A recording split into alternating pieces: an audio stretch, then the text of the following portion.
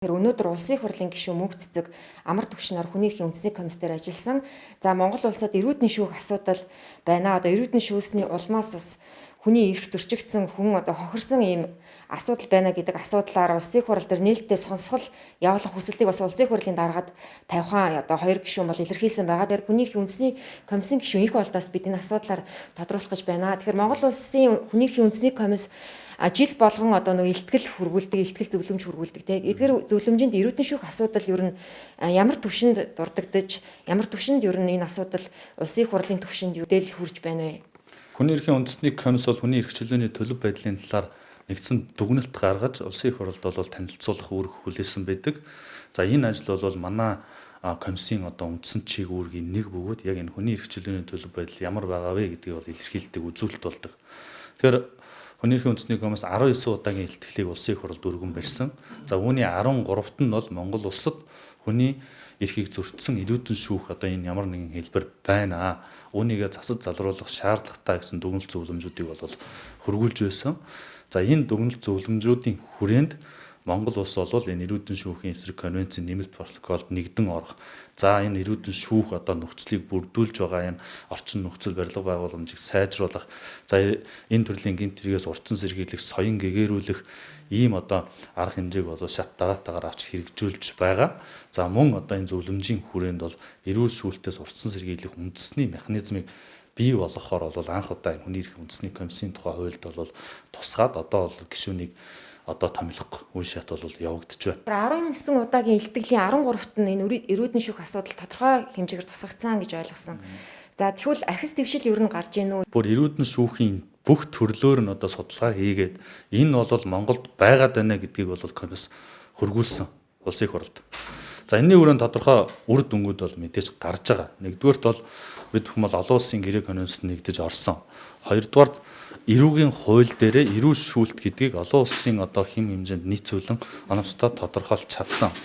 За мөн энэ хүний эрхийн үндэсний комиссийн дэргэд эрүүл шүүлтээс урьдчилан сэргийлэх одоо бие даасан механизмыг бий болгосон.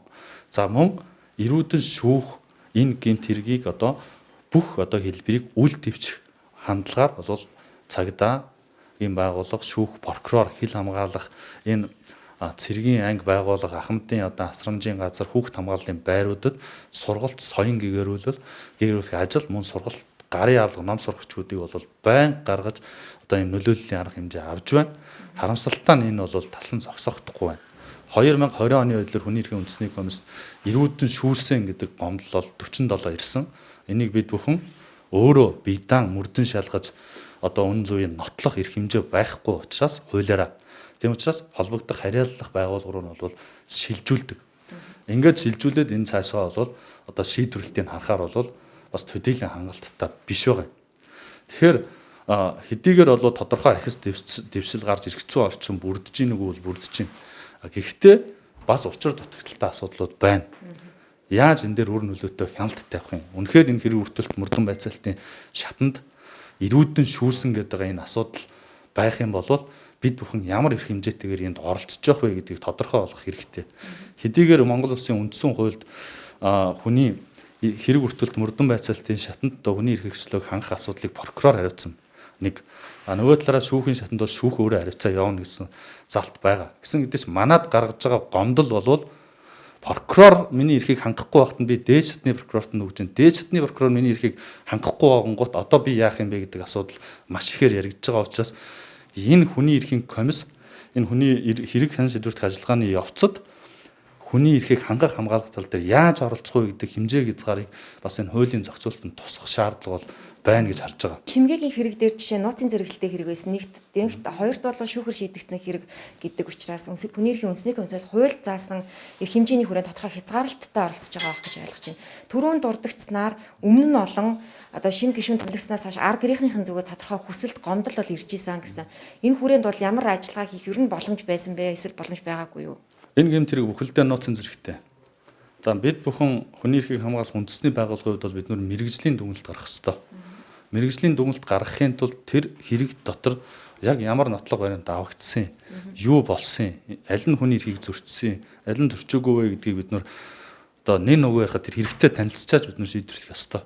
Тийм учраас комиссийн байр суурь бол үнэхээр энэ дээр мэрэгжлийн дүгнэлт гаргуулъя гэсэн ийм хандлага байгаа бол манахаас ажлын хэсэг гарч зэргийн хэрэгтэй гэдэг нь нууцын зэргийн хэрэгтэй бид нөр бүхэлдэнд танилцсны дараа бол дүгнэлтээ бол гарах боломжтой. Харин өнөөдрийн хууль эрх зүйн өрөөнд бол бид бүхэнд ийм болцоо бол одоо хараахан байхгүй олгодоогүй байна. Ягаад тэгэхээр хэрэг өртгөлт мөрдөн байцаалт шүүхийн шатанд явж байгаа хэрэг болон шийдвэрлэгдсэн хэргийн талаар комисс оролцохгүй гэж заасан.